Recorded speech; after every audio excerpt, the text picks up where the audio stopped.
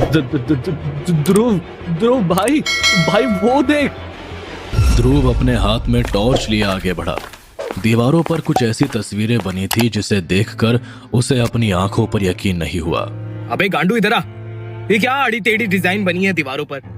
देख ना, हर तरफ सिर्फ और सिर्फ राक्षसों के चेहरे हैं। और ये यहाँ इस दीवार पर देख, कुछ लिखा है। अबे गूंगे हो क्या? फुटेज क्या खा रहे हो? पढ़ के बताओ ना। आ मी मक शाम्यू पा।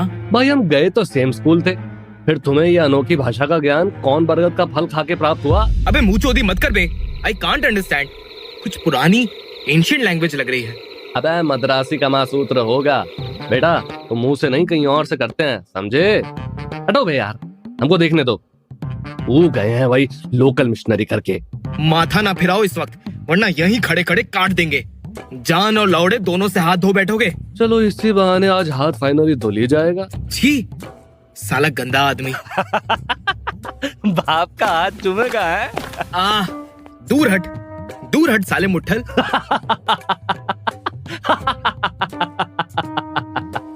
Your loss. ये कहते ही प्रसाद जैसे ही पीछे मुड़ा वो एकदम शांत पड़ गया।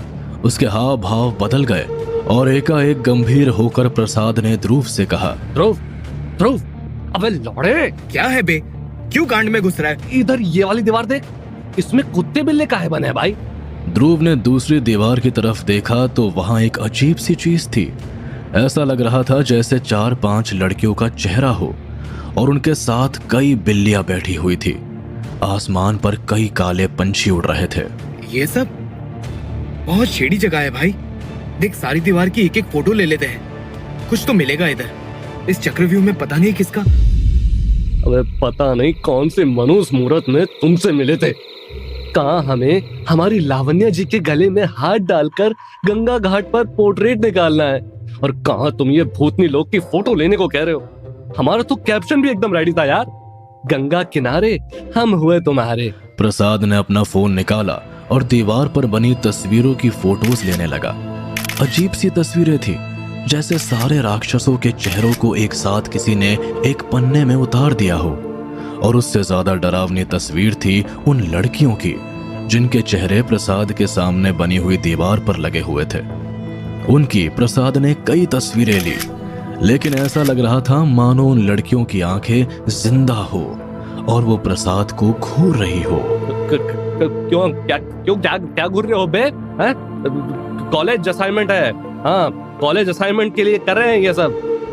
नाउ से चीज खून, ये तो खून है, खून।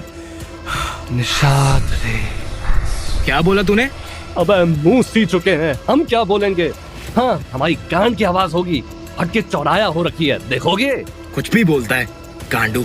निषादरी, निशादरी, निशादरी। अबे क्या बक रहे हो बे? डराओ मत ऐसे। वैसे भी इधर हमारे सारे सुल्तान कसा गए हैं। तुमको अपना जो काला नीला मंत्र पढ़ना है, कोने में जाके पढ़ो और चलो यहाँ से। बहनचोद, ये किसकी आवाज थी?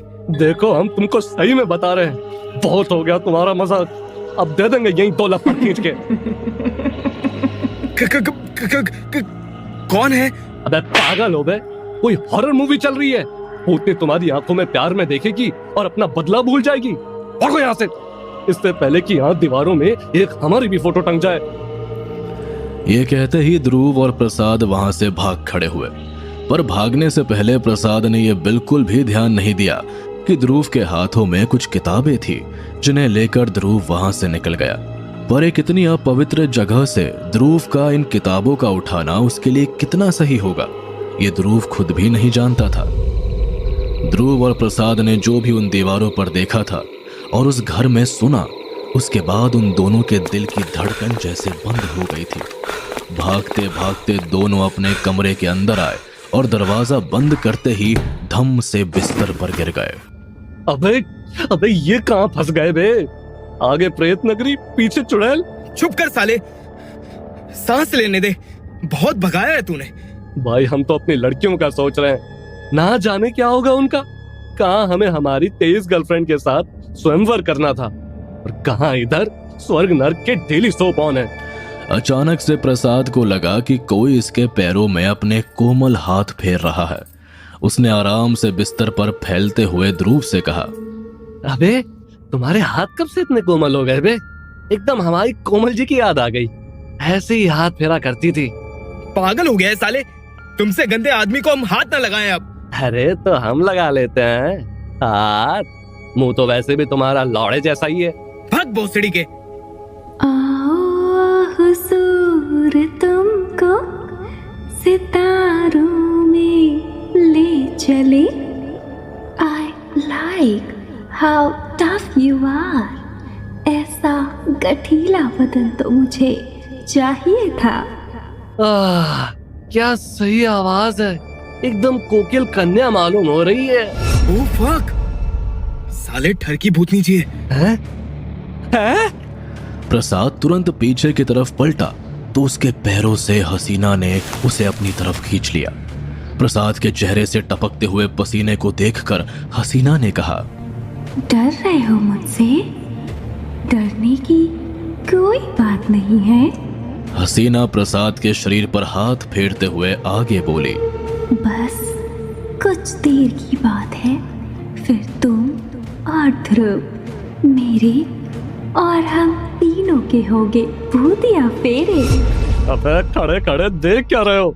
देखो हम बहुत ही पवित्र किस्म के आदमी हैं और हमारी तेज गर्लफ्रेंड का एकमात्र सहारा है। हमको बचा लो इनसे यार प्लीज।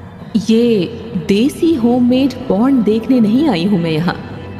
Hasina, leave them. और प्रेत नगरी के 1 नंबर के नाकाबिल सिपाही, कुछ पता चला आपको अपने न्यू प्रोजेक्ट के बारे में? किसी कंक्लूजन पर आए या अभी तक सिर्फ रिसर्च ही चल रही है आपकी? बड़ी भूतनी जी, वो यस, हाँ जानचा चला है ना पता। और क्या पता चला तुम्हें? हम वो उस लड़की के घर गए थे और वहाँ कुछ निशादरी कानों में पड़ रहा था। निशादरी की बात सुनते ही जैसे माया और हसीना दोनों के कान खड़े हो गए थे। माया ने ध्रुव को घूरते हुए पूछा, क्या पता है तुम्हें उनके बारे में? कुछ पता ही तो नहीं है और वही पता लगाने का वक्त चाहिए। और आपको देख के लगता है कि दाल कसम से बहुत ही ज्यादा काली है। समझ लो निशादरी उनका नाम है जिनसे माय डियर डैड भी खौफ खाते थे। काले जादू का ऐसा बीज बोया था उन लड़कियों ने कि अरे तो आप फिक्र नहीं करिए, हमारी बनारसी मेनाओं में से एक बंगालन भी है। अभी उसको फोन करते हैं और बाबा बंगाली से छड़ी घुमवाते हैं।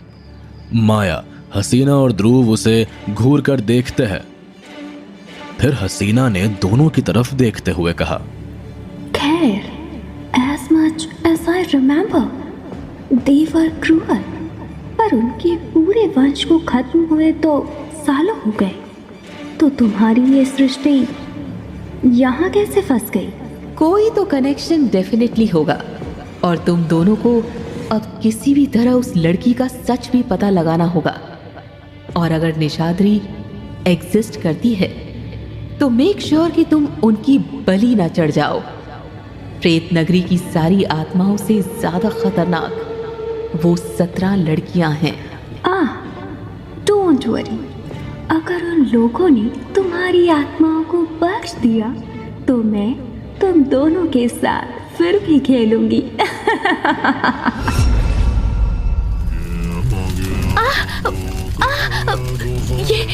ये आग!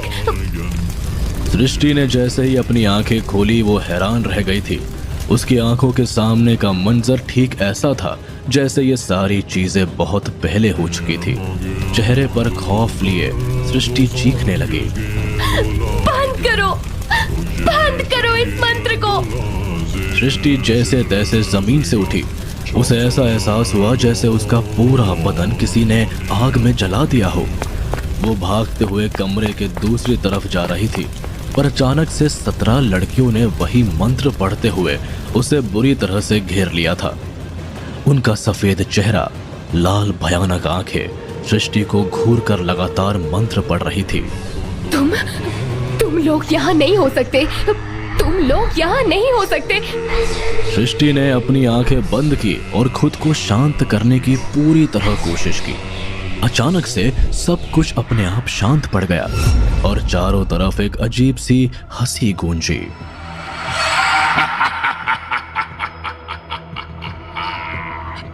तुम कितनी ही कोशिश कर लो, मैं तुम्हें यहाँ से नहीं जाने दूंगी।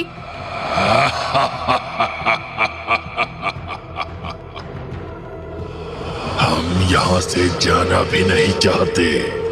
आखिरकार ये प्रेत नगरी हमारे लिए किसी मिड डे मील प्रोजेक्ट से कम नहीं है।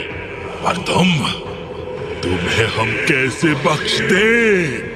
आखिर तुम ही तो हमारा रास्ता हो।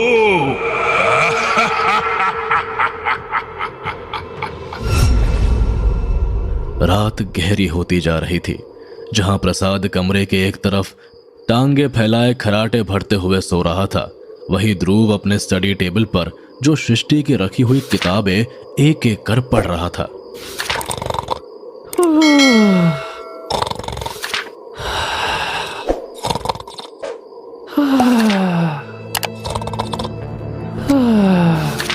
अजीब बात है, किसी भी पेज में कुछ ऐसा नहीं है जो मुझे समझ आए। सब अजीब ही भाषा में लिखा हुआ है यहाँ। What the hell? ये पेजेस तो अभी खाली थे, फिर इसमें। ध्रुव ने गौर से उन पन्नों की तरफ देखा। उसे कुछ बोलते ना बना। उसके सामने कोई उन पन्नों पर कुछ ऐसी चीजें लिख रहा था जिसे देखकर ध्रुव पूरी तरह से हैरान रह गया था।